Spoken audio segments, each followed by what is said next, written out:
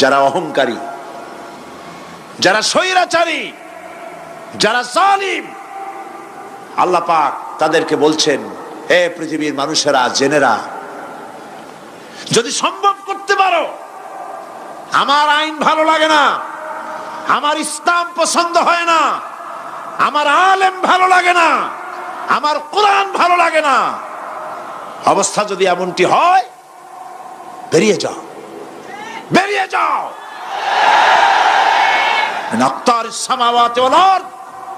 আমার সার্বভৌমত্বের ভেতর থেকে, আকাশের নিচের থেকে, জমিনের উপর থেকে বেরিয়ে যা। ফানফুজু লা তানফুজু ইল্লা বিসুলতান। কোথায় যাব? পালাবার জায়গা নাই, বেরোতে পারবে না। আকাশ আর জমিন দিয়ে প্যাকেট করে রেখেছি, পালাবার জায়গা নাই। কোথায় যাইবা? জুলুমের হাত যত আছে করতে থাকো, আর আল্লাহ রাব্বুল আলামিন দেখতেছেন। সুতরাং ইমানদার ব্যক্তি, তার মধ্যে বিনয় আসে, বিনম্র হয়। সে পয়সা করে আসে বলে অহংকার করে না, কারণ আল্লাহ বলেছেন, ওয়াল্লাহুল গানিয়্যু ওয়া আনতুমুল ফুকারা। আল্লাহ সাফ বলে দিয়েছেন, আল্লাহই হচ্ছেন কারো মুখাপেক্ষী নন, সম্পদশালী। আল্লাহর কোন সম্পদের অভাব নাই। ওয়া আনতুমুল ফুকারা, দুনিয়ায় তোমরা যা বাস করো সব ফকিরের গোষ্ঠী, কিচ্ছু নাই তোমাদের। তোমাদের জাদি খাইয়া শেষ করে ভালো, আর আমার কাছে যা আছে আমি শুধু দিতে থাকি, আর ভাণ্ড শুধু ভরাই থাকে, মোটেও খালি হয় না। সুবহানাল্লাহ। কাজী মোমেন বান্দা সে অর্থ এবং বিত্তের অহংকার করে না, বিদ্যার অহংকার করে না। অর্থ বিত্ত কত আছে তোমার, কয় টাকার মালিক? আল্লাহ যদি ইচ্ছে করেন, ব্রেনের ভিতরে যদি টিউমার ঢুকায় দেন, ব্রেনের একটা নার্ভ আর একটা নার্ভের সাথে জড়ায় দেবেন, জায়গা হবে কোথায়? হেমায়তপুর। হেমায়তপুর কোথায়? কাশি, পাবনা।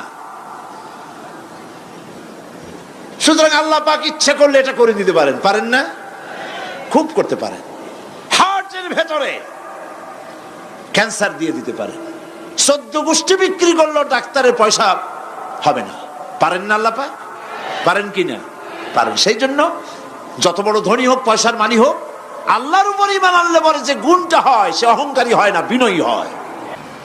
আল্লাহ রাব্বুল আলামিন কোরআনে কারীমের ভিতরে বলে দিয়েছেন, লিল্লাহি মা ফিস সামাওয়াতি ওয়া মা ফিল আরদ। যারা সামান্য একটু রাজত্ব পাইয়া, ছোট্ট ছোট্ট একটা দেশের প্রেসিডেন্ট, প্রধানমন্ত্রী, কি হনুরে, এরকম একটা ভাব। আল্লাহ পাক বলছেন, লিল্লাহি মা ফিস সামাওয়াতি ওয়া মা ফিল আরদ। আকাশ আর জমিনের একচ্ছত্র মালিকানা কার? চিল্লায় বলুন, আল্লাহ পাকের। সুতরাং তুমি মাতবারি করিয়া কদ্দূর পারবা? বেশি দূর যেতে পারবে না। কোন জনপদ থেকে, কোন দেশ থেকে যখন দেশের মানুষেরা, যখন দেশের নিরস্ত্র মানুষেরা, গরিব মানুষেরা যখন আল্লাহর দরবারে গভীর রাত্রে ফরিয়াদ তোলে, আল্লাহ, জুলুমে অত্যাচারে জর্জরিত হয়ে গেলাম, মার খেতে খেতে শেষ হয়ে গেলাম, অত্যাচারে অত্যাচারিত হচ্ছি, চিৎকার বাড়তে থাকে, আল্লাহ পাক তখন তার নজর দিয়ে দেখেন। আল্লাহ তো দেখতেই থাকেন সব সময়ের জন্য। আল্লাহ পাক কার কারণে এগুলি হচ্ছে, আল্লাহ পাক টের পান। শিং কারো কারো মোটা হয়েছে, আজরাইলকে পাঠায় দেন, যাও খাটো দড়ি দিয়ে বাঁধে থো।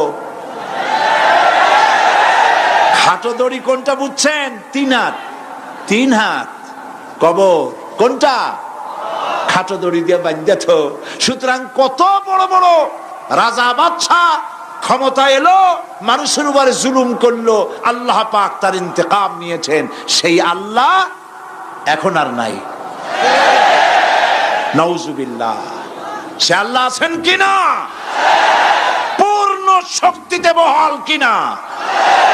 হুয়াল হাইয়ুল কাইয়্যুম। এমন অবস্থা নয় যে বাংলাদেশে কি হচ্ছে আর আল্লাহ টের পাচ্ছেন না। কি বলেন? আল্লাহ রাব্বুল আলামিন বলেন, লা তাখুযুহু সিনাতুন ওয়ালা নাওম। ঘুম নাই, তন্দ্রা নাই। কার? ঘুমও নাই, তন্দ্রাও নাই। হযরত মুসা আলাইহিস সালাম বলছিলেন যে আল্লাহ তুমি নাকি ঘুমাও না। মুসা আলাইহিস সালাম তো খুব আদরের নবী, আল্লাহ পাকের খুব আদরের নবী, দারুণ আদর। আল্লাহ পাক বলছেন মুসা আমি তোমারে আমার জন্য বানাইছি। সুবহানাল্লাহ। কোরআন শরীফে আছে আল্লাহ পাক বলছেন মুসা আমি তোমারে আমার জন্য বানাইছি। তোমাকে যখন তোমার মা দরিয়ায় ভাসায় দিয়েছিল আমি তোমার বাক্সর দিকে তাকাইছিলাম। সুবহানাল্লাহ। আল্লাহ যদি বলেন আমি তাকাইছিলাম, সুবহানাল্লাহ। তোমারে আমার জন্য বানাইছি। সুতরাং হযরত মুসা আলাইহিস সালাম তিনি বলছেন আল্লাহ পাককে খুব আদরের নবী তো, আল্লাহ তুমি নাকি ঘুমাও না। আল্লাহ কয় তুমি বিশ্বাস করো না।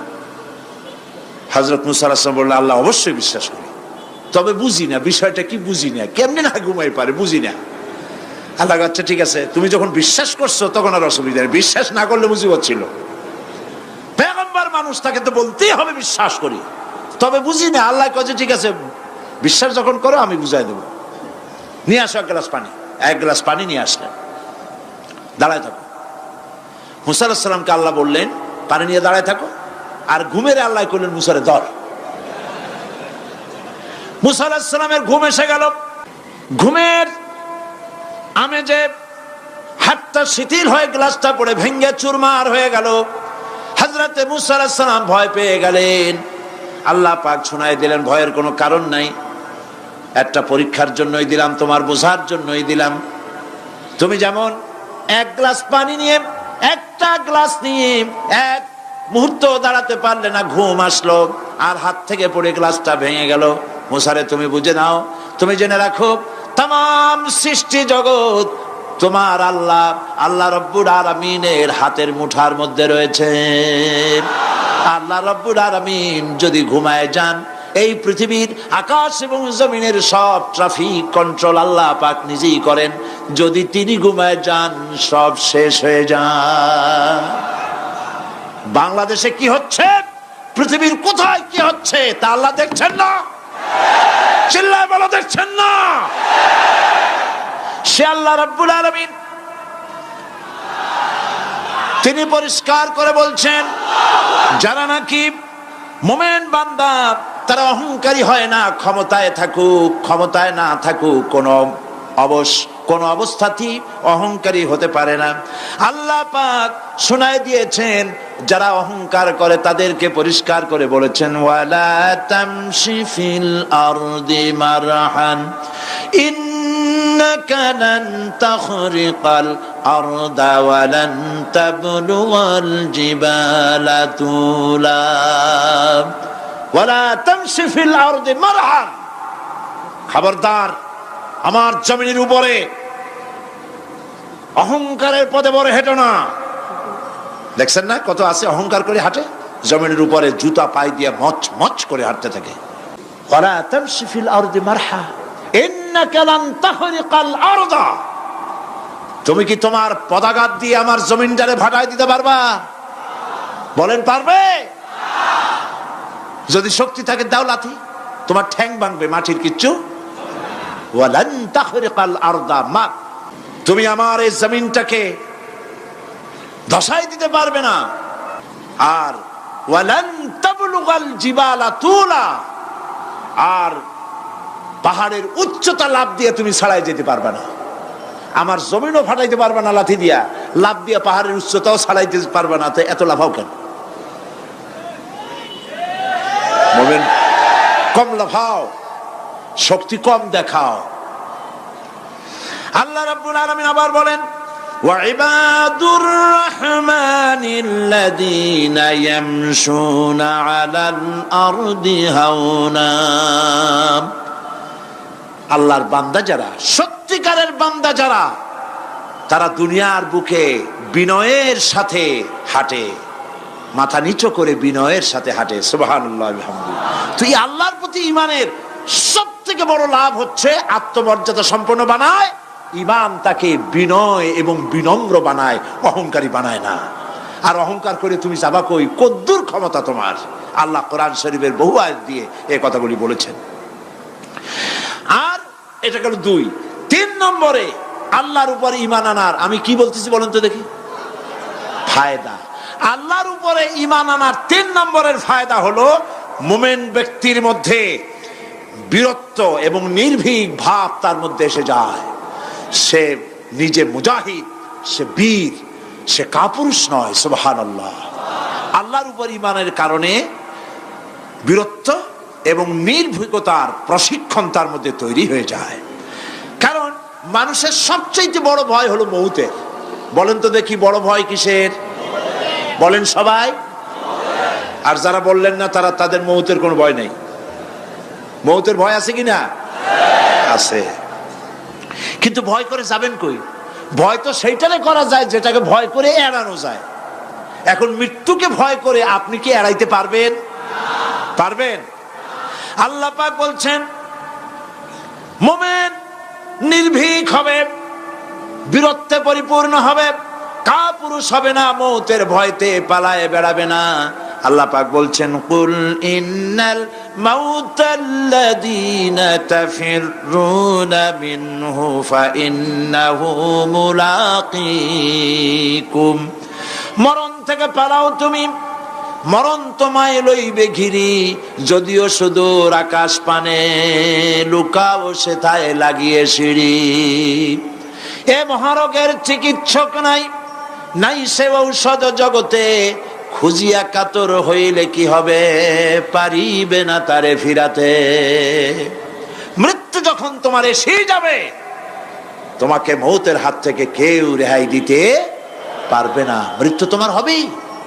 সুতরাং মৌত যখন হবে তখন তাকে ভয় করে তো কোনো লাভ নাই। আর মৃত্যু কোথায় হবে, কখন হবে, আমরা কেউ জানি না। জানেন? ওয়ামা তাদরি নাফসুম বিআইয়ি আরদিন তামুত। কোন মাঠে, কোন ময়দানে কখন মৌত হবে কারো জানা নাই। এই গত নভেম্বর মাসের শেষ দিকে আমি লন্ডন সফর করেছিলাম।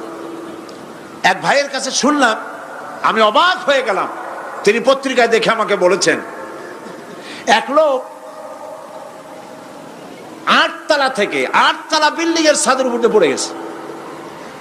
8 তলা বিল্ডিং এর ছাদের উপর থেকে পড়িয়া তার কিছু হয় না, হাত পাও ভাঙে নাই, মরেও নাই, খালি কিছু চামড়া টামড়া ছিঁড়ে গেছে। তাড়াতাড়ি অ্যাম্বুলেন্স আসছে, অ্যাম্বুলেন্সে তাকে নিয়ে গেছে, হসপিটালে নিয়ে যাবে চামড়াগুলো সেলাই করে দেওয়ার জন্য। অ্যাম্বুলেন্সে উঠাইয়া তাড়াতাড়ি অ্যাম্বুলেন্স আসছে। দরজা যেভাবে লাগাইছে দরজাটা ভালোভাবে লাগে নাই। দেখেন নাই মাইক্রোবাসে বা অ্যাম্বুলেন্সে অনেক সময় দরজা এরকম মারে, মারার পরে অনেক সময় লাগে না, যার জন্য ড্রাইভার বলে যে দরজাটা ভালো করে লাগায় নেন, ঠিক না? দরজাটা ভালো করে লাগে নাই। সামনে চলতে গিয়ে এই গাড়িটার ব্রেক কষতে হয়েছে ড্রাইভারের কোনো কারণে। যেই না ব্রেক কষেছে আর অমনি দরজা যেটা লাগছিল না ভালো করে, দরজাটা খুলে গেল। আর রুগীটা 8 তলা কাছে পড়ছিল, ওইটা ছিল পাশে, সে ছিটকে গিয়ে রাস্তায় পড়লো। আর একটা বাস সামনের থেকে এসে মাটিতে তাকে চ্যাপ্টা করে দিয়ে চলে গেল। শুনিয়া আমার মুখ থেকে বেরিয়ে গেল আল্লাহু আকবার। বলেন আল্লাহু আকবার। কি আল্লাহ পাকের কি প্রচন্ড ক্ষমতা, কি ইচ্ছা তার। মৃত্যুর জন্য সময়ও লাগবে, জায়গাও লাগবে, দুটো জিনিস এক হতে হবে। আল্লাহর যাকে যে মৃত্যু দিবেন, মৃত্যুর জন্য সময় এবং জায়গা দুটোর কম্বিনেশন হতে হবে। 8 তলা থেকে পড়বে ঠিক, কিন্তু মরবে না। আজরাইল অপেক্ষা করতেছে রাস্তায়, বাস আসবে যখন। 8 তলা থেকে পড়লো, অবিশ্বাস্য ভাবে লোকটা বেঁচে গেল। আর হসপিটালে তার যাওয়া হলো না, গাড়ির দরজা খুললো, রাস্তা দিয়ে পড়লো, আজরাইল দ্রুত তার কাম সেরে চলে গেল। সুতরাং মুমিন ব্যক্তি আল্লাহর উপর ঈমান আনার কারণে দুর্জয় মনোবল সৃষ্টি হয়। কাপুরুষ জীবনে কয়েকবার মরে, সাইকেলের টায়ার বাস্ট হয়েছে শুনে বেহুশ হয়, তারপরে ট্রাকের টায়ার বাস্ট হয়েছে শুনলে কানের তলা ফেটে যায়, বোম বাস্ট হয়েছে আওয়াজ শুনে হার্ট ফেল করে, পাতিশিয়ালের ডাক শুনলে কোনো হুশই থাকে না। এই হচ্ছে কাপুরুষদের কাজ। আর ইমানদার ব্যক্তি এগুলি পরোয়া করে না। তার জানা আছে যে আমার নির্ধারিত সময়ের 1 মুহূর্ত আগে আমার মৌত হবে না। তো মৌত যখন আমার জন্য অবধারিত, দুনিয়ায় আসছি যখন, মৌত যখন হবেই, সেই মৌত বিড়ালের মতো হোক তা কি চান? পাতিশিয়ালের মতো হোক তা কি চান? আমি তো বলি যে বিড়ালের মতো 500 বছর বেঁচে থাকার কোনো লাভ নাই, সিংহের মতো 5 মিনিট বাঁচুন। মির্জাফরের মতো 50 বছর বেঁচে থাকায় লাভ নাই, খালিদ বিন ওয়ালিদের মতো, সিরাজউদ্দৌলার মতো বেঁচে থাকুন।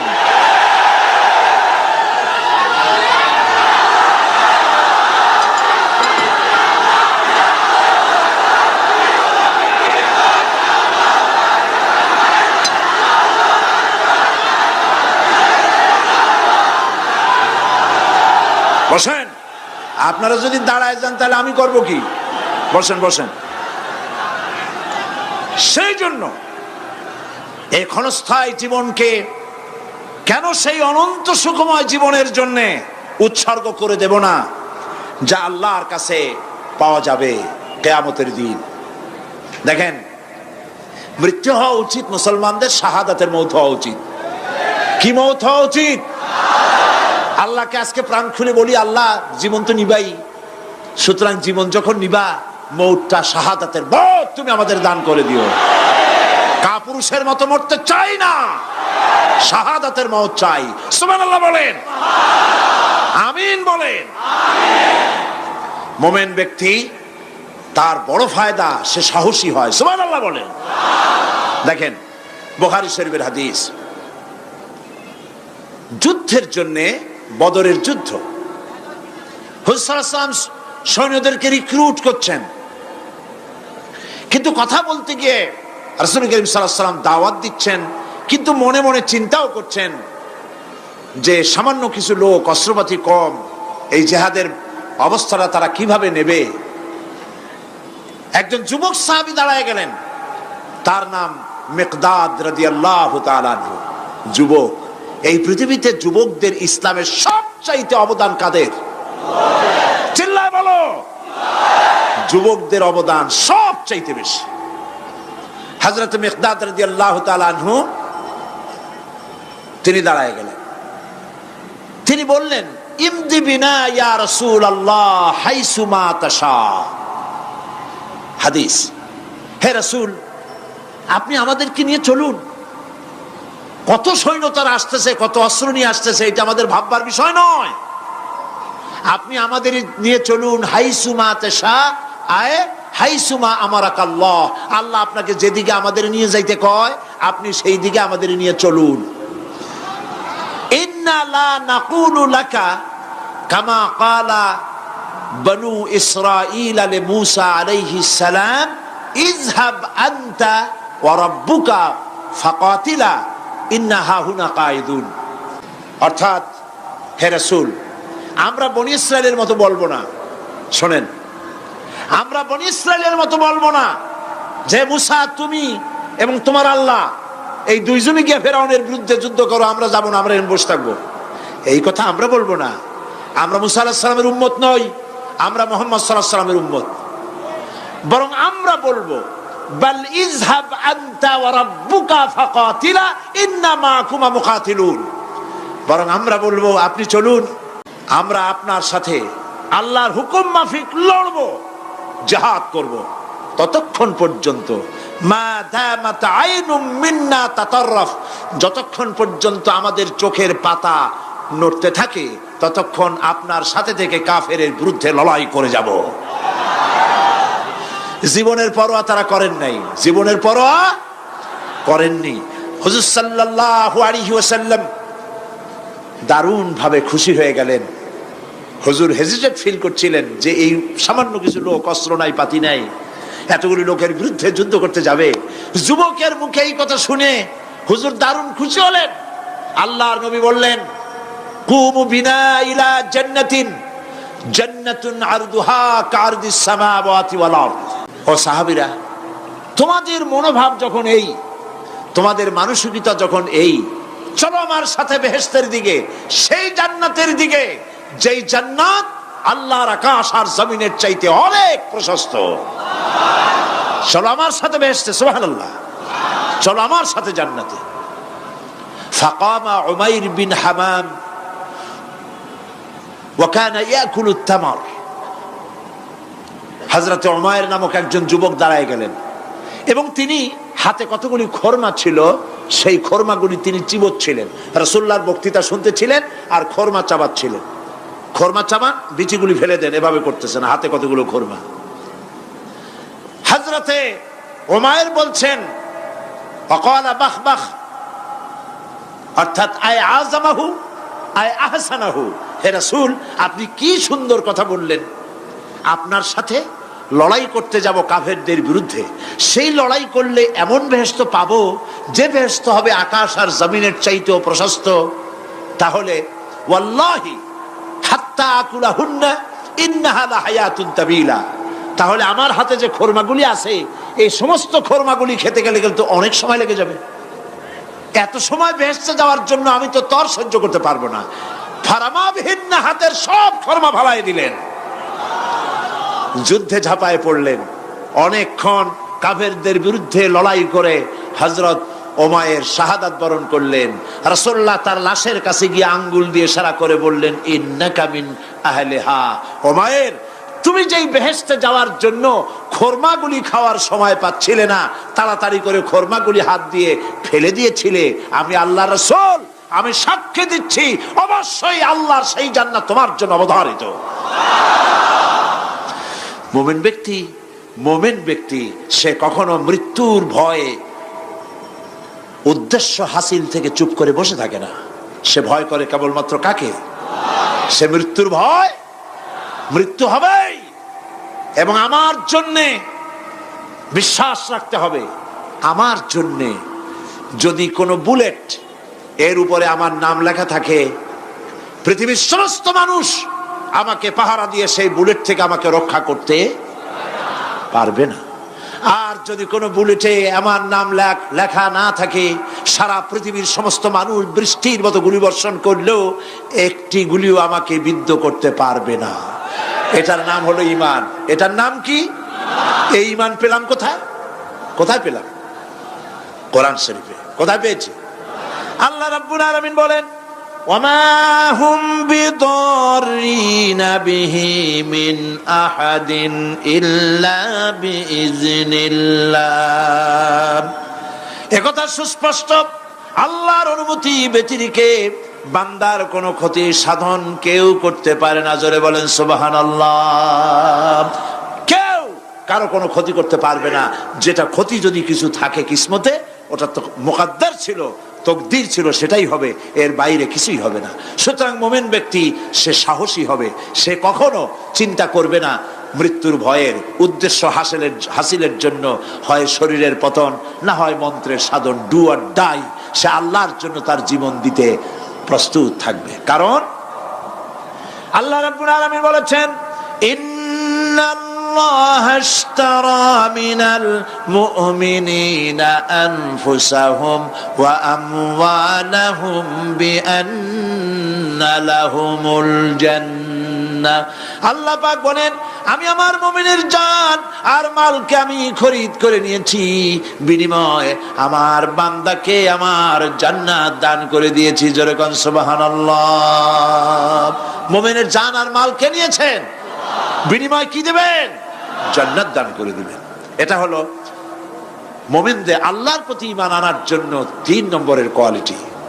4th নম্বরে আল্লাহর উপর ঈমান আনলে 4 নম্বরের যে ফায়দাটা, সে ফায়দা হচ্ছে আশাবাদ এবং মানসিক প্রশান্তি। আল্লাহর প্রতি একটা নির্ভরতা এবং আশার সৃষ্টি হয়ে যায়, সে কখনো নিরাশ হয় না। কারণ একটা মানুষ পাপ করলো, চুরি করেছে, ডাকাতি করেছে, জেনা করেছে, হত্যা করেছে, শয়তানি করেছে, বদমাশি করেছে, সব করেছে। এখন শয়তান তাকে ওয়াসওয়াসা দিতে পারে।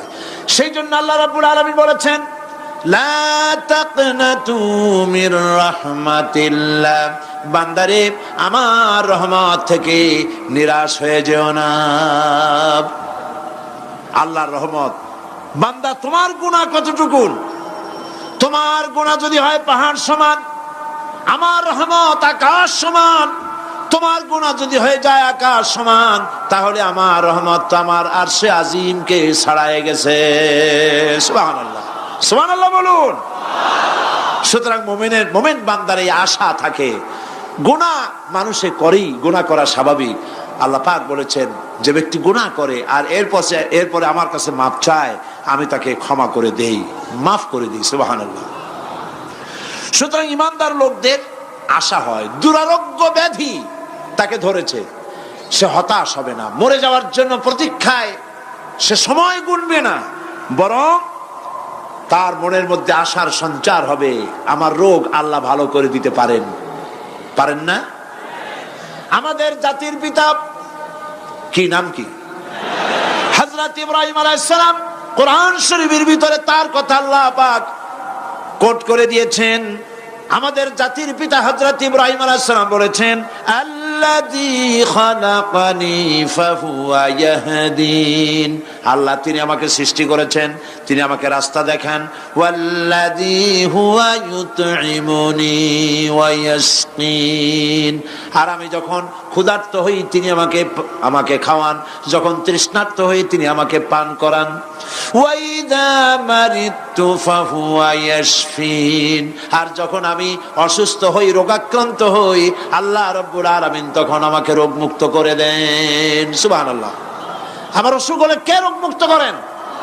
সুতরাং দীর্ঘস্থায়ী কোনো রোগ হয়েছে, মুমিন হতাশ হবে না, মুমিন হতাশ হবে না। হতাশ হয় কেবলমাত্র কাফের। হতাশ হয় কে? মুমিন কখনো হতাশ হয় না।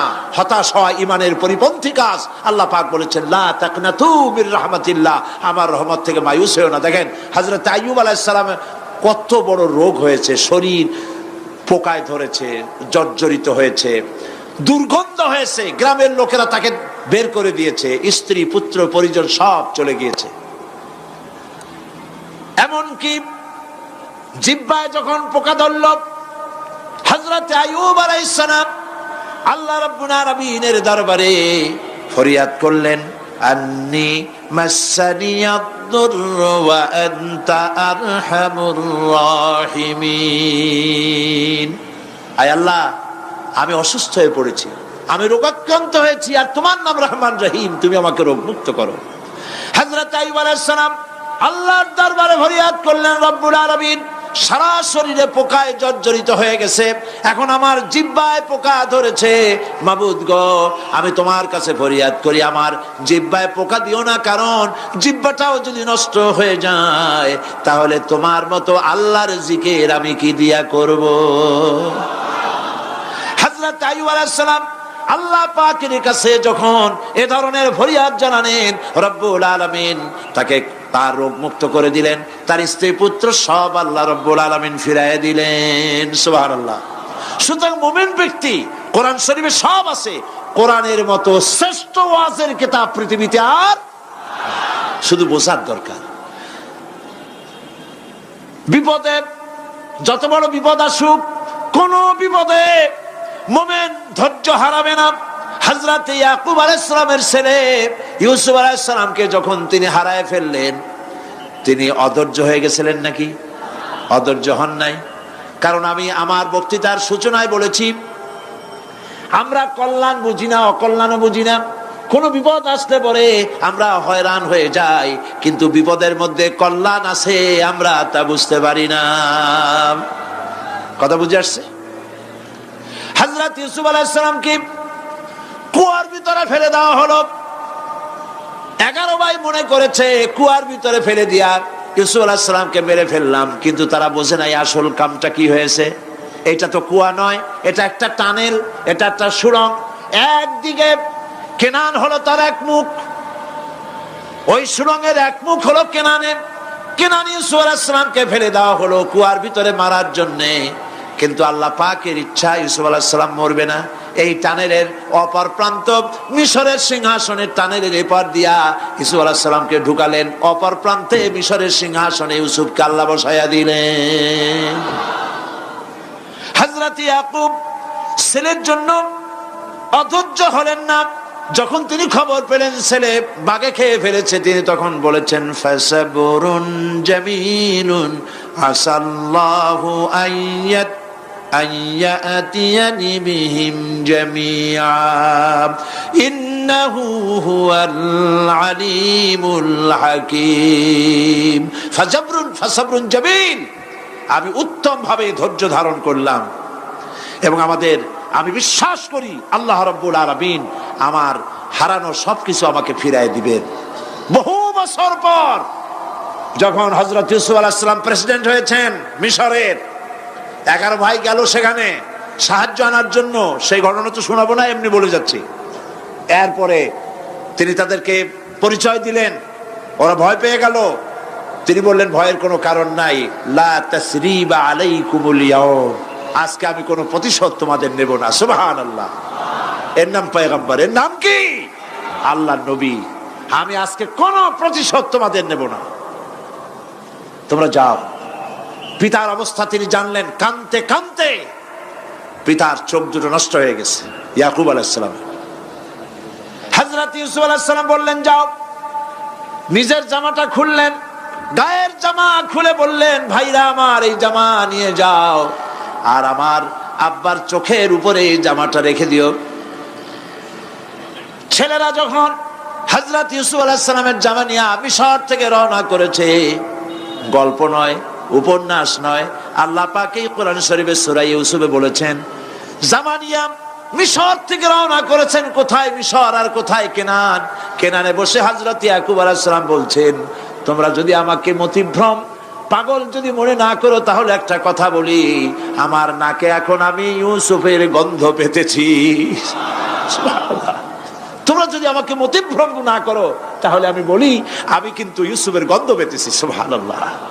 হযরত ইউসুফ আলাইহিস সালামের জামা এনে ভাইরা যখন হযরত ইউসুফের চোখের উপরে রেখে দিলেন, হযরত ইয়াকুবের দুটো চোখ সাথে সাথে আল্লাহ ভালো করে দিলেন। ফাসবরুন জামিল, ধৈর্য ধরো। ঈমানদার ব্যক্তি আশার উপরে তার জীবন বাঁচে, কারণ যত বড় বিপদ আসুক না কেন আশ্রয় পাওয়ার একটা জায়গা আছে, তার নাম হলো আল্লাহ। নাম কি? বলেন আল্লাহ। সবাই বলেন আল্লাহ আল্লাহ আল্লাহ আল্লাহ। হযরত ইউনূস আলাইহিস সালাম মাছটাকে গিলে ফেলে দিল, মাছটাকে গিলে মাটির অতল তলদেশে চলে গেছে। এত বড় বিপদ পৃথিবীর কোন মানুষের হতে পারে নাকি? বলেন, কি বলেন? মাছের পেটের ভিতরে জানালা নাই, দরজা নাই, বেরোবার কোনো পথ নাই। মাছ গেছে পানির অতল তলদেশ। আল্লাহ পাক কোরআন শরীফের ভিতরে মানুষকে শোনান, আল্লাহ ওয়াজ করছেন। সুবহানাল্লাহ বলেন। আল্লাহ পৃথিবীর মানুষকে ওয়াজ করছেন, দুনিয়ার মানুষকে শোনান। আমার ইউনূস তো ধৈর্য হারা হয় নাই। ওয়াজান্নুন ইয যাহাবা মুগাদিবান ফাযান্না আন লান নাকদিরা আলাইহি ফানাদা ফিয-যুলুমাতি আন লা ইলাহা ইল্লা আনতা সুবহানাকা ইন্নী কুনতু মিনাজ জালিমিন।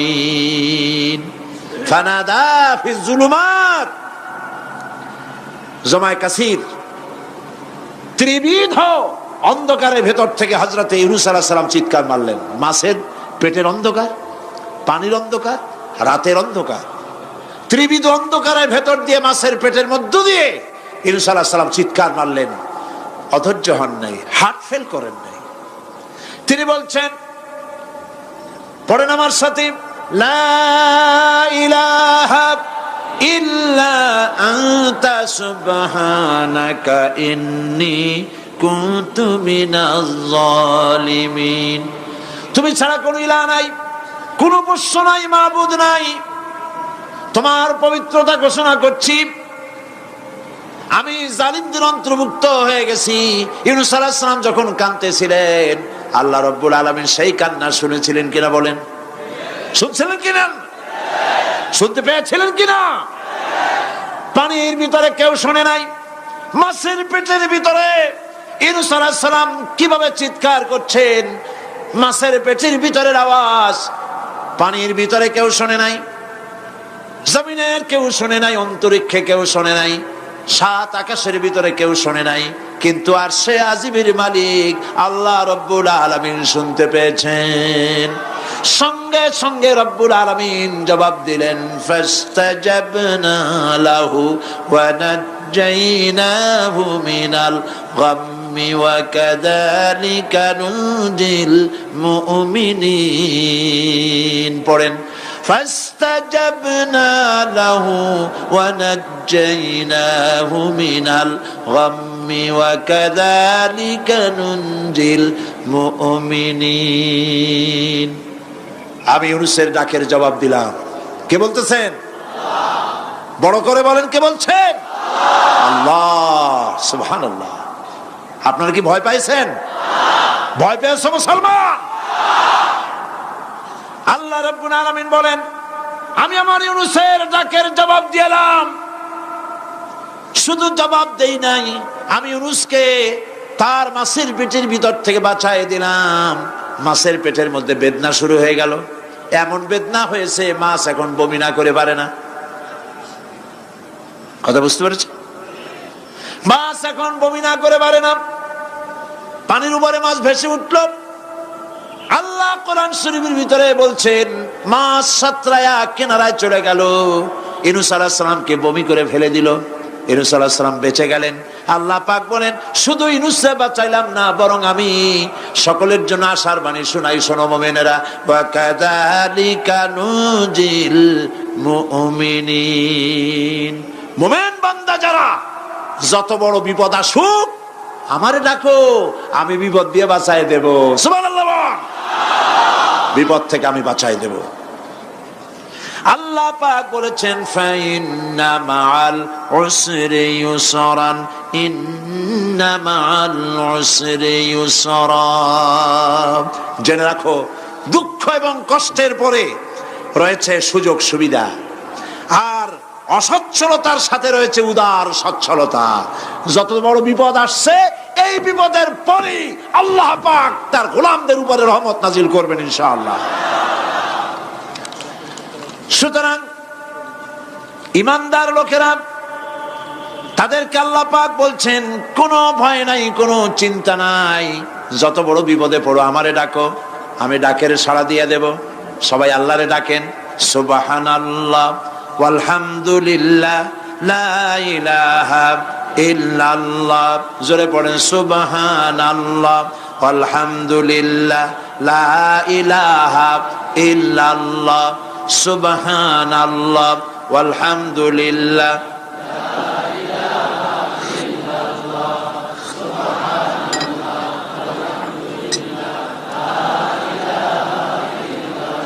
লা ইলাহা ইল্লাল্লাহু মুহাম্মাদুর রাসূলুল্লাহ। আল্লাহর উপর ঈমান আনলে যত ফায়দা হয়, এত ফায়দা দুনিয়ায় কোথাও নাই। সুবহানাল্লাহ। আল্লাহর উপর ঈমান আনার ৫ম নম্বরের ফায়দা কয়টা বলছি? 5টা বলছি। আপনাদের অসুবিধা হচ্ছে নাকি? তাড়াতাড়ি শেষ করতেছে। 6টা বলবো, 6টা বলবো। এ হলো ৫ম নম্বর। তারপর আমরা দোয়া করব। দোয়ার দরকার আছে কিনা এই সময়? ৫ম নম্বরে, আল্লাহর উপরে ঈমান আনলে পরে আরেকটি বড় ফায়দা, সেটা হলো কঠিন এবং কঠোর বিপদে আল্লাহ পাক তার মধ্যে অবিচলতার এবং ধৈর্য ধরার তৌফিক দিয়ে দেন। সুবহানাল্লাহ। যত বড় বিপদ আসুক, সেই বিপদে মুসিবতে আল্লাহ পাক মুমিনদেরকে আল্লাহর উপরে নির্ভরতা শিখায় দেন। সুবহানাল্লাহ। কারণ মুমিনদের জানা আছে যে ঈমানদারদের বিপদ নতুন কিছু নয়, একেবারে আদম আলাইহিস সালাম থেকে শুরু হয়ে আসছে। ঠিক কিনা? আদম আলাইহিস সালামের বিপদ হয় নাই? আদম আলাইহিস সালামের বিপদ কি? শয়তান। তার বিপদ কি? শয়তান ছিল বিপদ। প্রত্যেক নবীর সময় মানুষের নবীদের কষ্ট দিছে, দেয় নাই? বিশ্বকবি ইকবাল বলেছেন, সতীজা কা রহা হ্যায় अज़ल से ताइम रोज, सतीजा का रहा है अज़ल से ताइम रोज, चरागे मुस्तफा भी से शरारे बुलहबीस। আবহমান কাল থেকে শুরু করে মুহাম্মদ সাল্লাল্লাহু আলাইহি সাল্লামের চেরাগকে, নূরকে, ঈমানকে, ইসলামকে নিভায় দেওয়ার জন্য আবু জাহেলের গোষ্ঠীরা চিরকাল চেষ্টা করেছে। সব চেষ্টা কর্পূরের মতো উড়ে গেছে, মুহাম্মদ সাল্লাল্লাহু আলাইহি সাল্লামের চেরাগ টিম টিম করে জ্বলতে রয়েছে। আল্লাহ পাক বলছেন, ইউরিদুনা লিইউতফিউ নূরাল্লাহি বিআফওয়াহিহিম ওয়াল্লাহু মুতিম্মু নূরিহি ওয়ালাউ কারিহাল কাফিরুন। ওরা চায় মুখের ফু দিয়া, কারা? কাফেরেরা। ইসলাম সহ্য করতে পারে না যারা, ওরা চায় মুখের ফু দিয়া আমার আলোটাকে নির্বাপিত করে দেবে। আল্লাহ পাক বলেন, ওয়াল্লাহু মুতিম্মু নূরি, আমি আমার নূরকে পূর্ণতা দান করব, তাতে কাফির বেঈমানদের মনের ভিতরে যত জ্বালা হোক, যন্ত্রণা হোক, ওদের কলজা যত পুড়ুক, ইসলাম তার বিজয় পতাকা নিয়ে উঠবে, কেউ ঠেকাতে পারবে না। আল্লাহ রাব্বুল আলামিন, আল্লাহ পাক বলছেন, ওয়াকাযালিকা জাআলনা লিকুল্লি নাবিয়্যিন আদুওয়াম মিনাল মুজরিমিন। আর এমনি করে আমি সকল নবীর শত্রু বানিয়েছি সব পাপিষ্ঠ অপরাধ প্রবণ লোকদের। শুনছেন কথা? শোনেন নাই? আল্লাহ পাক বলছেন, দুনিয়ার সব নবীদের, তাদের জন্য আমি শত্রু বানাইছি কাদেরকে? যারা সব থেকে বেশি পাপিষ্ঠ, অপরাধ প্রবণ। এরা হচ্ছে নবীর দুশমন। এরা সব নবীদের সাথে দুশমনি করেছে। আজও দেশের আলেমদের সাথে দুশমনি করে সবচাইতে বড় পাপিষ্ঠরা। এটা কোরআন। এটা কি? কোরআন। জোরে বলেন, এটা কি? আল্লাহ রাব্বুল আলামিন বলছেন, ওয়াকাযালিকা জাআলনা লিকুল্লি নাবিয়্যিন আদুওয়াম মিনাল মুজরিমিন। সব পাপীরা, পাপিষ্ঠরা আমার দ্বীনের দাওয়াত যারা দেয় তাদেরকে জীবনের দুশমন মনে করে। কেন? শোনেন, আমি কার ওয়াজ শোনাচ্ছি? কার ওয়াজ শোনাচ্ছি? আমার আল্লাহর ওয়াজ। অপরাধটা কি? নবীদের বিরুদ্ধে, নবীর ওয়ারিস ওয়ারাসাতুল আম্বিয়া কারা? তো তাদের বিরুদ্ধে তাদের অপরাধটা কি? তাদের অপরাধ সম্পর্কে আল্লাহ নিজে বলেন, ওয়ামা নাকামু মিনহুম ইল্লা আন ইউমিনু বিল্লাহিল আজিজিল হামিদ। এদের বিরুদ্ধে অ্যাকশন নেওয়ার আর কোনো অপরাধ ওদের নাই। ওদের একমাত্র অপরাধ, ওরা আল্লাহর জমিনে আল্লাহর আইন প্রতিষ্ঠা করতে চায়। এটাই হচ্ছে অপরাধ। এই অপরাধে নবীদের শাস্তি হয়েছে। নবীরা মার খেয়েছেন, সাহাবায়ে কেরাম মার খেয়েছেন। আমরা তো সাহাবায়ে কেরামের জুতার ধুলার সমানও নই। সুতরাং এগুলি আমাদের পাওনা। এই রক্তের বিনিময়, জীবনের বিনিময় আল্লাহ পাক তার দ্বীনকে প্রতিষ্ঠা করবেন ইনশাআল্লাহ।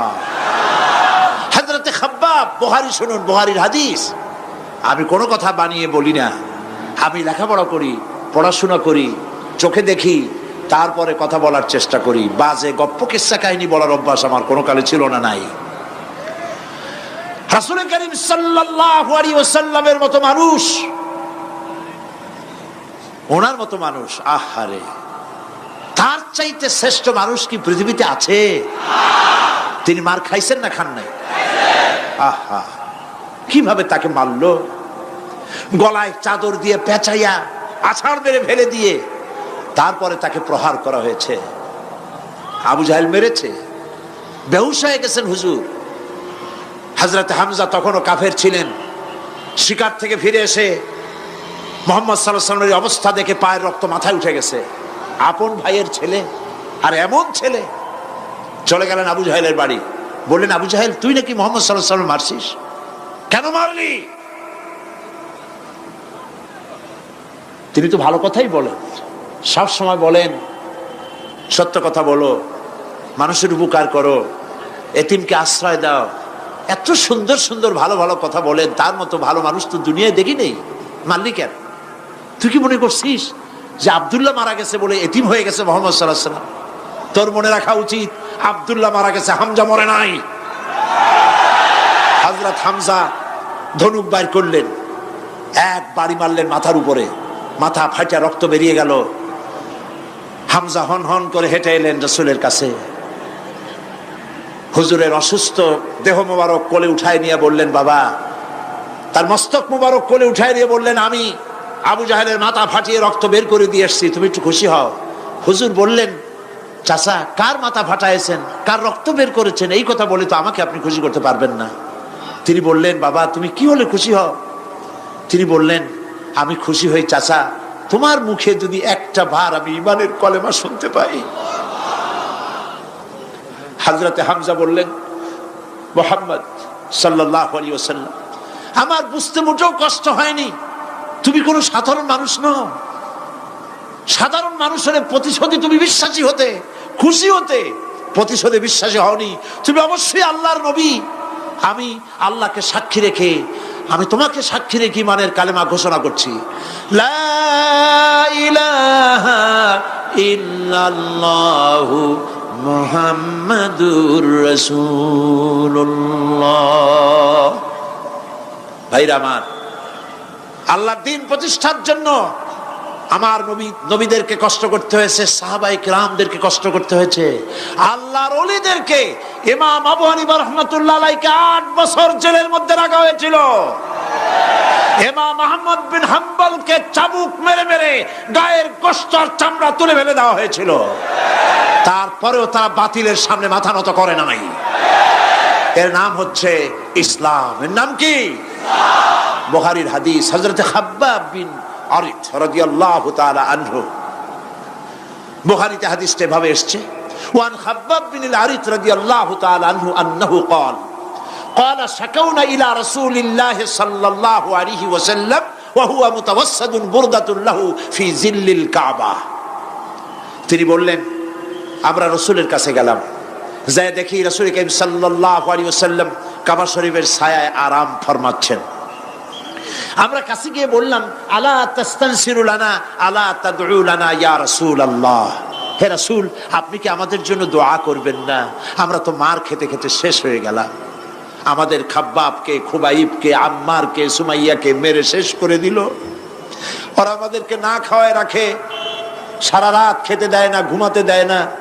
তারা আমাদের বেলালকে মেরে মেরে রক্তাক্ত করে উত্তপ্ত মরুভূমির উপরে চিৎ করে শোয়ায়, বুকের উপরে পাথর চাপা দিয়ে রেখেছে। ওরা সাহাবায়ে কিরামদেরকে মারতেছে, না খাওয়ায় রাখতেছে। হুজুর, আপনি কি আল্লাহর কাছে দোয়া করবেন না? এখনো কি দোয়ার সময় আসে নাই? হাদিস শরীফ এসেছে, হুজুর সাল্লাল্লাহু আলাইহি ওয়াসাল্লাম উঠে বসলেন, বললেন, ও খাব্বাব, তোমাদের আগে এই পৃথিবীতে যারা দ্বীনের দাওয়াত নিয়ে এসেছিলেন, সমকালীন রাষ্ট্র শক্তি তাদেরকে ধরতো, ফায়ুহাজুর রাজুলু ফায়ুহফারু লাহু ফিল আরদ, তাদেরকে ধরে তাদের জন্য কবর খনন করা হতো জীবিত মানুষের জন্য। ফায়ুজালু ফিহা, এরপরে সেই গর্তের ভিতরে তার কোমর পর্যন্ত গেড়ে দেওয়া হতো। সুম্মা ইউতা বিল মানশার, এরপরে করাত আনা হতো। ফায়ুদাউ আলা রাসিহি, এরপরে সেই করাত তার মাথার উপরে রাখা হতো। ফায়ুজআলু নিসফাইন, করাত দিয়া ঘষে ঘষে চিরে চিরে জীবিত মানুষকে দ্বিখণ্ডিত করে ফেলে দেওয়া হতো। মা ইয়াসুদ্দুহু যালিকা আন দীনিহি, এত কষ্ট দেওয়ার পরেও আল্লাহর গোলামদেরকে এক চুল জায়গা দিন থেকে সরায় দেওয়া যায় নাই। ওয়াল্লাহি ওয়াল্লাহি, ও খাব্বাব, আমি আল্লাহর নামে কসম করি, লাইউতাম্মান্নাল্লাহু হাদাল আমরা হাত্তা ইয়াসিরু রাকিবু মিন সানআ ইলা হাদরামাউত। আমি আমার আল্লাহর নামে কসম করি। কে কসম করছেন? সুবহানাল্লাহ বলবেন না? রাসূলুল্লাহ কসম করছেন, আমি কসম করি আল্লাহর, সেদিন বেশি দূরে নয়, যেদিন ইয়েমেনের রাজধানী সানা থেকে শুরু করে হাজরামাউত পর্যন্ত হাজার হাজার মাইল সওদাগরেরা তাদের পণ্য নিয়ে, মহিলারা তাদের সৌন্দর্যের পসরা নিয়ে একাকিনী অথবা দলবদ্ধভাবে যাতায়াত করবে মরুভূমির উপর দিয়ে। লা ইয়াখাফু ইল্লাল্লাহ, আল্লাহ ছাড়া তাদের অন্তঃকরণে কোনো ভয় থাকবে না। ওয়ালাকিন্নাকুম তাস্তাজিলুন, তোমরা বড্ড তাড়াহুড়ো করছো, অপেক্ষা করো, সেরকম সময় আসবে। রাসূল করিম সাল্লাল্লাহু আলাইহি সাল্লাম সেরকমের সময় দিতে পেরেছিলেন নাকি পারেন নাই? পেরেছিলেন কিনা? সেজন্য রক্ত দিতে হয়েছে, সেজন্য মার খেতে হয়েছে, সেজন্য জেলে যেতে হয়েছে। রাসূল করিম সাল্লাল্লাহু আলাইহি সাল্লামকে, জেল তো নতুন কিছু নয়। ইউসুফ আলাইহিস সালাম জেলে থাকেন নাই? জেলে থাকেন নাই? থেকেছে। রাসূল করিম সাল্লাল্লাহু আলাইহি সাল্লাম জেলে ছিলেন না? সেই জেল এরকমের দেওয়ালে ঘেরা জেল নয়, পাহাড়ে ঘেরা, চতুর্দিক থেকে পাহাড়ে ঘেরা শিয়াবে আবি তালেব 3 বছর। কতদিন? টানা 3 বছর রাসূল, তার সাহাবী, তাদের স্ত্রীরা, বাচ্চা বাচ্চা ছেলেপেলেরা 3 বছরের মধ্যে সরকার ঘোষণা করেছে এদের সঙ্গে কথা বলবে না, বাজার ঘাটে যেতে পারবে না, কেনা বেচা করতে পারবে না, সামাজিক বয়কট। সামাজিকভাবে বয়কট করে রেখেছে। সাথে যা ছিল খাবারগুলি শেষ হয়ে গেছে, তারপরে উট ছিল, ভেড়া ছিল, খাইয়ে শেষ হয়ে গেছে। এরপরে যখন কিছু নাই, উটের চামড়া ভিজাইয়া ভিজাইয়া, শুকনা চামড়া ভিজায় খেয়েছে। যুবকেরা ক্ষুধার যন্ত্রণায় বাবলা গাছের পাতাগুলি চাবায়ে খাইতে গিয়া কাটা ফুটে জিহ্বা থেকে রক্ত পড়েছে। বাচ্চা ছেলেপেলেগুলি মায়ের বুকে দুধ পায় নাই, না পায়া বাচ্চারা চিৎকার করে উঠেছে। এই চিৎকার, ক্ষুধার জ্বালার এই চিৎকারের আওয়াজ শুনে কাফেরেরা চতুর্দিকে অট্ট হাসিতে ফেটে পড়েছে। সুতরাং জেল জুলুম মুসলমানদের জন্য, আলেমদের জন্য, পীর বুজুর্গদের জন্য নতুন কিছু নয়। এই জুলম, এই অত্যাচারের পরেই আল্লাহ পাকের দ্বীন কায়েম হয়েছিল মদিনায়। রাসূলুল্লাহ বলেছিলেন, খায়রুল কুরুনি কারনি, সর্বশ্রেষ্ঠ যুগ আমার যুগ। বন্ধুগণ, আল্লাহর উপর ঈমান আনলে মানুষের ভিতরে এ ধরনের অবিচলতা আসে, বিপদে ধৈর্য ধরার হিম্মত পয়দা হয়ে যায়। সুবহানাল্লাহ বলো। মুসা আলাইহিস সালাম কে? মুসা আলাইহিস সালাম কোরআন ওয়াজ করতেছে। সুবহানাল্লাহ বলে। গল্প করতেছি না কোরআন শোনাচ্ছি? গল্প করতেছি না হাদিস শোনাচ্ছি? আল্লাহ রাব্বুল আলামিন বলেন, ফেরাউন মুসা আলাইহিস সালামকে চতুর্দিক থেকে, 3 দিক থেকে ঘেরাও করেছে। একদিকে দরিয়া, 3 দিকে ফেরাউনের সৈন্যরা। কোরআন শরীফে ঘটনা এভাবে তুলতেছে, ফালাম্মা তারাআল জামআন ক্বালা আসহাবু মূসা ইন্না লামুদরাকুন। মুসা আলাইহিস সালামের সাথীরা বলছেন, হে মুসা, আমরা তো পাকড়াও হয়ে গেছি, পালাবার কোনো পথ নাই, মরছি। মুসা আলাইহিস সালাম ভয় পাইছিলেন নাকি? ঈমান কারে বলে? হযরতে মুসা আলাইহিস সালাম বললেন, কাল্লা ইন্না মা'য়া রাব্বী সায়াহদিন। নিশ্চয় নয়, অবশ্যই নয়, রব্বী সায়াহদিন, আমার প্রভু অবশ্যই, সিন দিয়ে বোঝানো হচ্ছে অবশ্যই আমার রব আমার জন্য রাস্তা করে দেবেন। এর নাম ঈমান। সুবহানাল্লাহ বলেন। এর নাম ঈমান। চতুর্দিক থেকে বিপদ ঘনীভূত, বেরোবার কোন রাস্তা নাই। ওর মধ্য দিয়ে ওমাইয়াত্তাকিল্লাহা ইয়াজআল লাহু মাখরাজা, কোন রাস্তা নাই, চতুর্দিকে অন্ধকার।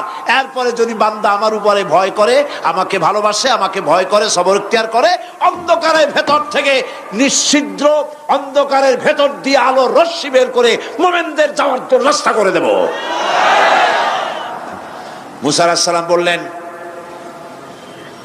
ভয় পাইও না, আল্লাহ আমাদের পথ তৈরি করে দিবেন। আল্লাহ রাব্বুল আলামিন হযরত মুসা আলাইহিস সালামকে বললেন, হাতের লাঠি দিয়া দরিয়ার উপরে আঘাত করো। মুসা আলাইহিস সালাম আঘাত করলেন, রাস্তা দরকার ছিল একটার। মুসা আলাইহিস সালামের এক আঘাতে রব্বুল আলামিন দরিয়ার ভিতরে মুসা আলাইহিস সালাম এবং তার সাথী সঙ্গীদের পারাপারের জন্য 12টা রাস্তা পয়দা করে দিলেন। গল্প না কোরআন? রাস্তা তৈরি হয়ে গেল 12টা, সব পার হয়ে গেল। ফেরাউন তার দলবল নিয়ে আসছে। আল্লাহ রাব্বুল আলামিন বলেন ওয়া আনজাইনা মূসা ওয়া মান মাআহু আজমাইন সুম্মা আগরাকনাল আখারিন। মূসা আলাইহিস সালামকে পার করলাম, পিছনে যারা আসতেছিল, কারা আসতেছিল? ফেরাউন। ফেরাউন আসছে তার দলবল নিয়ে। আসে রাস্তা দেখিয়া মনে করছে ওর বাজানের তৈরি করে রাস্তা, দলবল নিয়ে নামছে। দরিয়ার মাঝখানে এলো, আল্লাহ পাক অর্ডার করলেন খুন, ব্যাস রাস্তা বন্ধ হয়ে গেল। রাস্তা কি হয়ে গেল? শুরু হয়ে গেল চুবনি। পানির ভিতরে চুবনি খাচ্ছে, নিচে যায় উপরে ওঠে। পানি খাইতে খাইতে পেট পটকা মাছের মতো এরকম মোটা হয়ে গেছে। ডুবে ডুবে সব মরছে। এখন ফেরাউন একা, কেউ নাই। ফেরাউন একা। ফেরাউন পানির ভিতরে চুবনি খেতে খেতে তুফানের ভিতর থেকে নাক একটু জাগায় আর বলে আমানতু আন্নাহু লা ইলাহা ইল্লাল্লাযী আমানাত বিহি বানু ইসরাঈল। ও আল্লাহ, তুমি ছাড়া কোনো ইলাহ নাই, আমি ঈমান আনলাম ওই আল্লাহর উপরে। বনি ইসরাঈল ঈমান আনছে যার উপরে। কাজী বনি ইসরাঈলদের পার করে দিয়েছো, আমারও পার করো আল্লাহ, তুমি রক্ষা করো। আমি তো মুসলমান। ওয়া আনা মিনাল মুসলিমিন, আমি তো মুসলমান, কলেমা পড়লাম, তারপরও চুবাও কেন? আল্লাহ রাব্বুল আলামিন বলেন আল আন, এখন ওয়াকাদ আসাইতা ক্বাবলু ওয়া কুনতা মিনাল মুফসিদিন। এখন ঈমান আনতেছ, আর এর পূর্বে আমার দিন যারা জমিনে প্রতিষ্ঠিত করতে চেয়েছে তাদেরকে জেল দিয়েছো, জুলুম করেছো, অত্যাচার করেছো। আজ তোমাকে ছাড়বো না। তোমাকে শুধু মারবই না, আলিয়াউমা নুনাজ্জিকা বিবাদানিক, আলিয়াউমা নুনাজ্জিকা বিবাদানিক, আমি তোরে শুধু মারবই না। কে বলতেছেন? জোরে বলেন, কে বলতেছেন? আমি তোরে শুধু মারবই না, আলিয়াউমা নুনাজ্জিকা বিবাদানিক, আমি তোর শরীরটারে বাঁচায় দেব। তোর শরীর পানিতে পচবে না, পোকায় খাবে না, মাটিতে পচাবে না, তোরে আমি শুটকি বানায় রাখবো। কিয়ামত পর্যন্ত দুনিয়ায় যত ফেরাউন আর ফেরাউনের বাচ্চারা আসে, তোরে দেখে যেন তারা ইতিহাস স্মরণ করে। আল্লাহ রাব্বুল আলামিন কোরআনে কারীমের মধ্যে পরিষ্কার করে মানুষদেরকে বুঝায় দিয়েছেন, আল্লাহর উপর ঈমান আনলে পরে তার হিম্মত বেড়ে যায়, মনের বল বেড়ে যায়। সুবহানাল্লাহ। হযরত রাসূল করিম সাল্লাল্লাহু আলাইহি ওয়াসাল্লাম কাফের বেঈমানেরা চতুর্দিক থেকে বাড়ি ঘেরাও করে রেখেছে, পালাবার কোনো পথ নাই। ঘুমেছিলেন তিনি, জিবরাইল এসে বলেন ইয়া রাসূলুল্লাহ, ঘুমের থেকে জাগুন, আল্লাহ আপনাকে সালাম বলেছেন আর আপনাকে হিজরত করার জন্য মদিনায় আল্লাহর অর্ডার করেছেন। বাড়ির চতুর্দিকে কাফেররা তরবারি নিয়ে দাঁড়ানো। নবীজি ঘুমের থেকে জেগে হযরত আলীকে ডেকে বলেন, আলী রে, আমার বিছানায় আমার চাদর মুড়ি দিয়া ঘুমায় থাকো, আল্লাহ আমাকে অর্ডার করেছেন, আমি মদিনায় চললাম। হযরত আলী হুজুরের দিকে তাকায় বলেন ইয়া রাসূলুল্লাহ, আপনার বিছানায় আপনার চাদর মুড়ি দিয়ে আমি ঘুমায় থাকবো। সকালবেলায় কাফের বেঈমানেরা এই ঘরের মধ্যে প্রবেশ করে আপনার কম্বলের নিচে আমারে দেখে তারা মোহাম্মদ মনে করে আমারই তারা কেটে কেটে টুকরা টুকরা করে দেবে। আমার কোনো আপত্তি নাই, কোনো ভয় নাই, কোনো চিন্তা নাই, কোনো দুঃখ নাই, বরং আমার মনের মধ্যে এটাই তৃপ্তি হবে যে আমি আলীর জীবনের বিনিময়ে আল্লাহর নবী দুনিয়ায় বেঁচে থাকেন। নবীজি ঘরের থেকে বেরোলেন, চতুর্দিকে দেখেন কাফের বেঈমানেরা দাঁড়ানো, শত শত কাফের, হাতে তরবারি, হুজুর সাল্লাল্লাহু আলাইহি ওয়াসাল্লাম এক মুষ্টি বালু হাতে নিলেন, এক মুঠো বালু হাতে নিয়ে ফু দিয়া বালুগুলো ছেড়ে দিলেন। ঘরের চতুর্দিকে যত কাফের ছিল সবগুলির চোখের মধ্যে বালি ঢুকে গেছে। চোখের মধ্যে যদি বালি ঢোকে তাহলে কি মজা লাগে না? দুই হাত দিয়া সমানে ঘষা শুরু করছে কাফেরেরা, দুই চোখ আঙ্গুল দিয়া ঘষাঘষি করছে। এই ফাঁক দিয়া নবীজি বেরিয়ে গেলেন, একটা কাফেরও দেখে নাই নবী কোথায় গেলে। আল্লাহ পাক পরবর্তী সময় নবীজিকে শোনায় দিলেন, ওয়ামা রামাইতা ইয রামাইতা ওয়ালাকিন্নাল্লাহা রামা। নবী আপনি নিক্ষেপ করেন নাই যখন আপনি নিক্ষেপ করছিলেন, আপনি তো শুধু ধুলাগুলো ধরে এমনি ছাড়ছেন। ঘরের চতুর্দিকে সমস্ত কাফেরদের চোখে বালি পৌঁছে দেওয়ার দায়িত্ব আমার কুদরত গ্রহণ করেছিল। নবীজি হযরত আবু বকরের বাড়িতে এলেন, দরজায় দাঁড়িয়ে নক করেছেন। ভেতর থেকে আওয়াজ এলো। হুজুর বললেন, ইয়া আবু বকর। হযরত আবু বকর পিছন থেকে দরজার মধ্য থেকে ঘরের মধ্য থেকে জবাব দিলেন, লাব্বাইকা ওয়া সাদাইকা ইয়া রাসূলুল্লাহ। হুজুর প্রশ্ন করলেন, আবু বকর, গভীর রাত্রে জিবরাইল আমারে ঘুম থেকে জাগাইলো, তোমারে জাগাইলো কে? এক ডাকে উঠলা কেমনে? হযরত আবু বকর বলেন, ইয়া রাসূলুল্লাহ, আপনি আমারে নিয়ে হিজরত করবেন বলেছিলেন, আমি চিন্তা করেছি না জানি কত রাত্রে নবীজি আসেন, আর আমার দরজায় দাঁড়ায়া নবীজি আমারে ডাকবেন, আমি থাকবো শুয়া, বেয়াদবি হয়ে যাবে। এই জন্য বিছানায় না ঘুমায়া আপনার পবিত্র জবানের ডাক শোনার জন্য এত রাত ধরে এই দরজার সঙ্গে দাঁড়ায়া দাঁড়ায়া ঘুমাইতেছিলাম। নবীজি হযরত আবু বকর রাদিয়াল্লাহু তাআলা আনহুকে সঙ্গে করে নিয়া মদিনার পথ পরিহার করে মেসফালার মধ্য দিয়ে যারা হজে গেছেন দেখে আসছেন, মেসফালা জাবালে কেদোয়া, মেসফালার উপর দিয়া জাবালে কেদোয়ার উপর দিয়া আরো একটা পাহাড় পাড়ি দিয়া জাবালে সুরে চলে গেলেন। সন্ধ্যা হয়ে গেল, ফজর হয়ে কি বলে ফজরে রক্ত হয়ে গেল। হযরত আবু বকর বলেন, ইয়া রাসূলুল্লাহ, পালাবার উপায় নাই, ধরা পড়ে যাব, তাড়াতাড়ি চলেন গুহার মধ্যে ঢুকি। তবে পাহাড়ে গুহা, সাপ থাকতে পারে, বিচ্ছু থাকতে পারে, আমি আগে ঢুকি, কোনো বিপদ হয় আমার উপরে হয়ে যাক, আল্লাহর নবী সুস্থ থাকুক। হযরত আবু বকর কি মহব্বত, নিজের জীবনের চাইতে রাসূলের মহব্বত বেশি, সুবহানাল্লাহ। এই জন্য নবীজি বলেছেন, ও আমার সাহাবীরা, तमाम পৃথিবীর সমস্ত মুমিনের ঈমান যদি এক পাল্লায় রাখা হয় আর একা আবু বকরের ঈমানটা যদি আরেক পাল্লায় রাখা হয়, তোমরা দেখতে পাবে तमाम পৃথিবীর মুমিনের ঈমানের তুলনায় একা আবু বকরের ঈমানের পাল্লাটা ভারী হয়ে গেছে। হযরত আবু বকর গুয়া সাফ করে হুজুরকে ডাকলেন।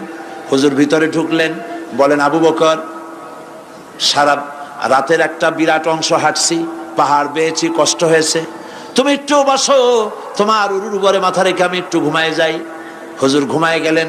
হযরত আবু বকর লক্ষ্য করলেন গুহার গায়ে অনেকগুলি ছিদ্র, এই ছিদ্র দিয়া বড় বড় সাপ বেরোতে পারে, বিচ্ছু বেরোতে পারে, পাহাড়ে কি বেরোয় ভয় পেলেন তিনি জামা ছিঁড়ে ছিঁড়ে, চাদর ছিঁড়ে ছিঁড়ে গর্তগুলি বন্ধ করতে লাগলেন। কয়েকটা গর্ত বন্ধ করা গেল না, কাপড় শেষ। এবার তিনি নিজের পা দিয়া গর্ত বন্ধ করে বসে আছেন। বিষধর এক সাপ বহু চেষ্টা করেছে বেরোবার, কোন পথ না পেয়ে ছিদ্র পথে বেরিয়ে এসে হযরত আবু বকরের পায়ের উপরে দংশন করেছে। হযরত আবু বকর বিষের যন্ত্রণায় চোখ দিয়ে পানি পড়ছে। চোখের পানি দেখে রাসূলুল্লাহ ঘুম ভেঙে গেল। ঘুম ভেঙে হুজুর দেখেন হযরত আবু বকরের চোখে পানি। হযরত রাসূল জিজ্ঞেস করেন, আবু বকর কাঁদো কেন? বাড়ির কথা মনে পড়লো নাকি? বউ বাচ্চার কথা মনে পড়লো নাকি? কাঁদো কেন? হযরত আবু বকর বলেন, ইয়া রাসূলুল্লাহ, যেই দিন কালেমা পড়ে ঈমান এনেছি সেদিন থেকে আমার জীবন, আমার স্ত্রী পুত্র পরিজনের চাইতে, আমার জীবনের চাইতে আপনাকে বেশি ভালোবাসি। হুজুর বলেন, কাঁদো কেন? হযরত আবু বকর সাপের দংশনের কথা বললেন, যন্ত্রণায় কাঁদতেছি। হুজুর মুখ থেকে একটুখানি থুতু মোবারক বার করে দংশিত জায়গায় লাগাই দিলেন, যন্ত্রণা বন্ধ হয়ে গেল। হযরত রাসূল বলেন, আবু বকর, যখনই দংশন করেছিল আমারে উঠাও নাই কেন? তোমারটা তো কষ্ট করা লাগতো না। হযরত আবু বকর বলেন, ইয়া রাসূলুল্লাহ, সাপের বিষের দংশনের যন্ত্রণায় কষ্ট করেছি, আমার কলিজাটা যদি জ্বলে পুড়ে জর্জরিত হয়ে যেত, রাসূলুল্লাহ আরাম ফরমাচ্ছিলেন, আমি সেই আরামে বিঘ্ন ঘটাতে পারতাম না। ইত্তাবসারে কাফির বেঈমানেরা খুঁজতে খুঁজতে, বুখারী শরীফের হাদিসে এসেছে, ওই গুহার কাছে এসে গেছে। এখন কেউ বলে একজন বলে এরই মধ্যে আছে, আর একজন বলে নাই। একজন বলে যদি থাকতো তাহলে উপরে মাকড়াসার জাল কেমনে, কবুতরে ডিম পাড়িয়া সেখানে বসে আছে কেমনে। একজন বলে আছে, আর একজন বলে নাই। হযরত আবু বকর বলেন, হুজুর ভয় পেয়ে গেছি, আমরা তো ধরা পড়ে যাব। হযরত আবু বকর রীতিমতো ভয়তে কেঁদে ফেলে দিলেন। আল্লাহর নবী হযরত আবু বকরকে এই বিরাট বিপদের মধ্যে, এমন গুহা, বসলে পরে মাথা দেখা যায়, শুয়ে হাঁটু উঁচু করলে হাঁটু দেখা যায়, স্বল্প পরিসর, অগভীর, ছোট্ট গুহা, আমরা ধরা পড়ে গেছি, উপায় নাই। আল্লাহর নবী হযরত আবু বকরকে কি বলি সান্ত্বনা দিয়েছিলেন, কোরআন শরীফে আল্লাহ পাক তা উঠায় দিয়েছেন। ইযহুমা ফিল গার ইয ইয়াকুলু লিসাহিবিহি লা তাহজান ইন্নাল্লাহা মা'ানা। ও আমার সাথী, ভয় পেও না, আমরা মাইনরিটি নই, আমরাই মেজরিটি, কারণ আল্লাহ রাব্বুল আলামিন আমাদের সাথে আছেন। রব্বানা তাকাব্বাল মিন্না ইন্নাকা আনতাস সামিউল আলিম ওয়া তুব আলাইনা ইন্নাকা আনতাত তাওয়াবুর রহিম। সুবহানা রাব্বিকা রাব্বিল ইজ্জাতি আম্মা ইয়াসিফুন ওয়া সালামুন আলাল মুরসালিন ওয়ালহামদুলিল্লাহি রাব্বিল আলামিন। ওয়াজআল আখিরা কালিমাতিন ইনদাল মাউত লা ইলাহা ইল্লাল্লাহু মুহাম্মাদুর রাসূলুল্লাহ। আসসালামু আলাইকুম ওয়া রাহমাতুল্লাহ।